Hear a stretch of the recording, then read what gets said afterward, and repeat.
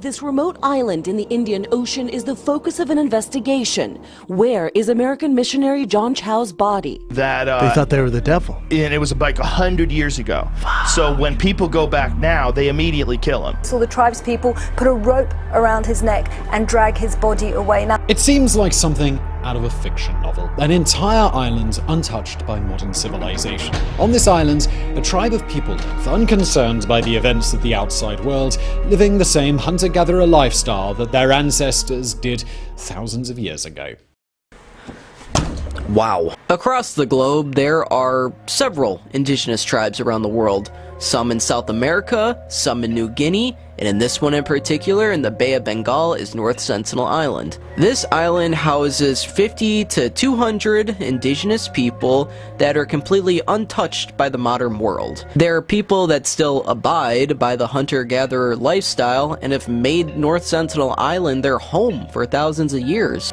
Now, with there being an indigenous tribe on an island in the middle of an ocean, there's going to raise some curiosity, and there's going to be people in groups that want to come and visit this island, but let me highly advise to you that that's not a good idea. The Sentinelese people have spent their entire existence on this island. They have been here for thousands and thousands of years and have grown to become one of the most hostile tribes known to man. Any person or group of people that has come remotely close to this island has been met with bows and arrows, with multiple fatal attacks happening over the years. Whether you end up on this island by mistake or on purpose, you're gonna get clapped. You're not that guy. It's not hard to die. It's just Darwinism at its finest. My dog actually pissed on my green screen, so that's why it's not off, but I hope you guys enjoyed this video.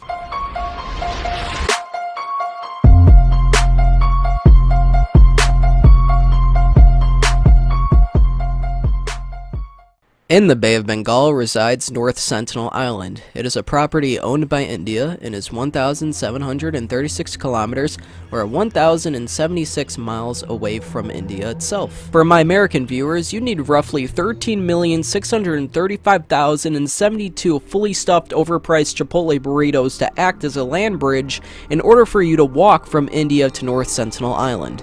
The island itself is pretty small. It's about 5 miles long and about 4.5 miles in width. It's densely populated with small mountains, trees, and a whole lot of shrubbery. At first glance to the naked eye, you'd probably think it's just another one of those chain of islands in the middle of the ocean that is completely untouched by humans, but you are completely wrong. As previously stated, there are anywhere between 50 to 250 indigenous people, the Sentinelese, living on this island.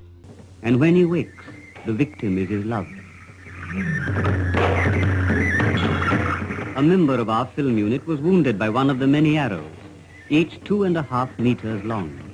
That last clip was just a taste of what would happen to you if you got anywhere near this island. The Sentinelese people do not care about your life. They care about defending their homeland and protecting it from anyone that poses a threat to it. So please, just keep your fucking distance.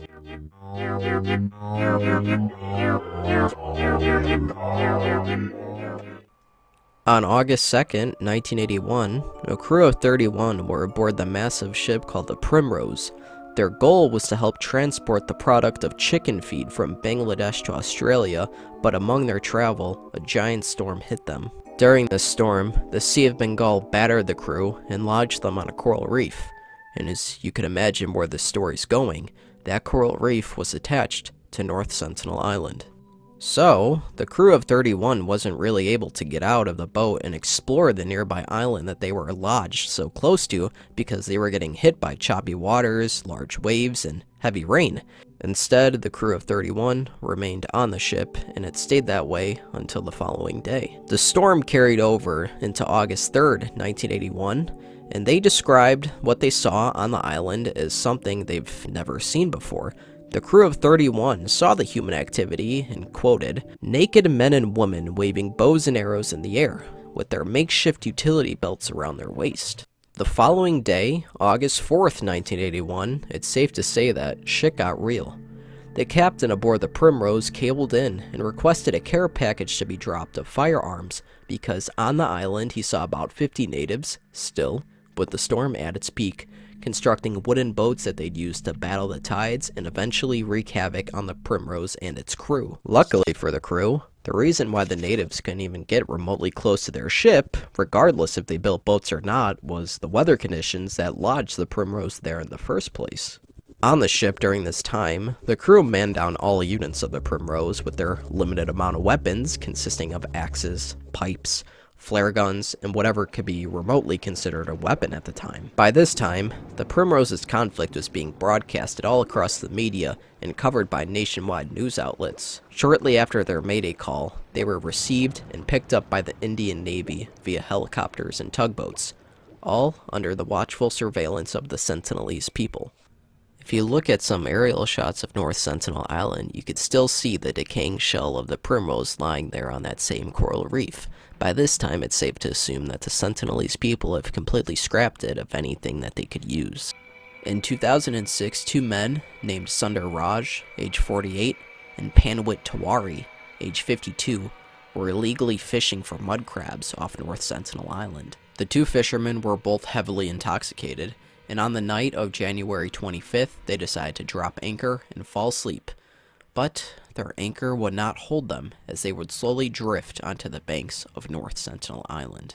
With daylight just barely peering over the horizon, the two fishermen have awoken from their drunken daze, but were unfortunately slapped in the face with a pretty shitty, cruel sense of reality. The two men were swarmed and killed right there in their boat. The bodies of the two deceased men were hooked onto stakes and faced outwards towards the ocean, kind of like scarecrows. Every attempt the Indian Navy made to try and retrieve the bodies of the two deceased men fell short, as helicopters were met with Hail Marys of arrows every time they attempted.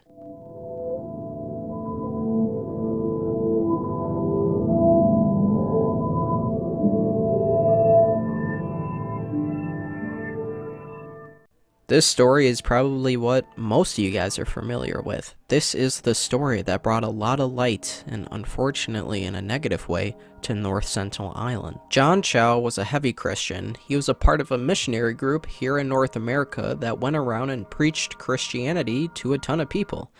And in November of 2018, John Chau thought that North Sentinel Island was quote-unquote Satan's last stronghold on Earth. With this thought in mind, he had a goal. And as outlandish as it sounds, his goal was to try and convert the Sentinelese people, who do not speak a lick of English, or really any language but their own. His goal was to try and convert them to Christianity. Mr. Chau prepared pretty heavily for this trip, to say the least. He went as far as to establishing a residence in Point Blair, which is a fully developed tourist mainland about 33.5 miles east of North Sentinel Island. He also self-quarantined, got tons of vaccinations, underwent medical and linguistic training, all in preparation for his illegal expedition. John did pretty much everything he needed to do, but of course consult the Indian authorities, once again making this trip very, very illegal. By means of transportation, Mr. Chau ended up finding two fishermen off the street. He then paid them to bring them as close as they were willing to get to North Sentinel Island. From there, Mr. Chau would get out of the main boat into a small canoe and paddle the rest of the way towards the island. On November 15th, 2018, Chau set out for his first real attempt of trying to confront the Sentinelese people, and as you can imagine, it did not go well. This dumbass really went out there, he paddled all that way and shouted at the North Sentinelese people, and as you could probably imagine, they were confused. You know, being a tribe of people that still lives under the Stone Age agendas, I feel like you'd be shocked to learn that they don't speak English. Mr. Chau tried to offer them gifts. It doesn't say in any of the websites what he'd try to offer them, but he was met with hostile responses. He later went back to the boat of the two fishermen just to return the following day. Chau always kept a journal on him. It was just something that he would write in from time to time. And on his next trip towards the island, Chau journaled that the natives treated his next presence with a mixture of amusement, bewilderment, and of course hostility. It says in his journal that Chau attempted to try and sing to them, to which the Sentinelese people laughed in his face. Bro out here for real getting clowned on, Stone Age style. Get this. Later on that same visit, John tried to send a peace offering of fish to a little boy. He was appropriately met with an arrow that pierced his Bible just inches away from his chest. Talk about foreshadowing. Like, this guy just can't take a hint. Like, bro, she's not into you! On the final day of his visit, Chow instructed to the 2 fishermen that brought him there that they were to leave.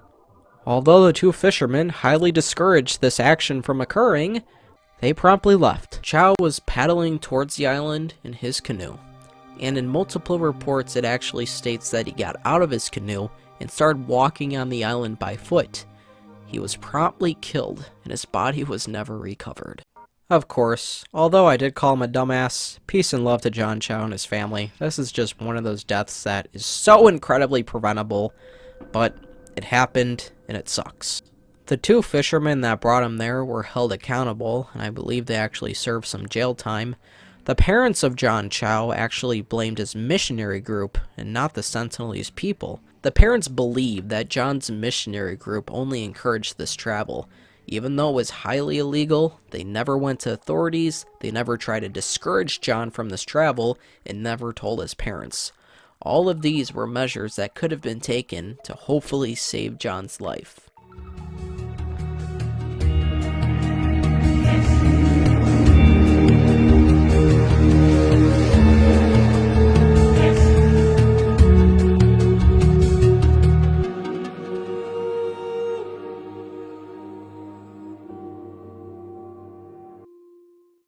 In 1991, a group of Indian anthropologists with balls the size of Nebraska decided it would be a good idea to go and chill on this island with the natives for a little bit. I don't really know what anthropologists do, and I'm too lazy to Google it, but I just assume that they're studying something. And luckily for these Indian anthropologists, they caught the North Sentinelese people on a good day. I don't know if the Indian Navy airdropped some chalupas down from Taco Bell and made them all happy and giggle, but the anthropologists were literally able to just boat up and walk right up to the island. Like, easy peasy lemon squeezy, I guess. 5 years later, in 1996, the Indian government would later set an exclusion zone and ban anyone from going to this island. But until then, you were able to just walk up at your own risk, it seems like. I don't want you guys thinking, just because I listed the negative interactions they've had with outsiders, that these Sentinelese people are just a bunch of savage killers. Because they're not. They're literally like people, like you and I, that are defending their homeland from people that could easily wipe out their population with a cough. I'm eager to know, guys, if you were given the chance, would you go to North Sentinel Island? Would you test their luck, not knowing if you catch them on a bad day, or in this video, a good day? Would you go? All this footage was captured by several sources right here on YouTube, so all credit goes out to them. I will link them, and if I forgot a source, please let me know because I will for sure credit you. Thank you so much for watching this video. I hope you learned something because I sure as hell learned a lot making this video, and I hope you guys did too. Hope you guys have a wonderful day, stay safe, and yeah.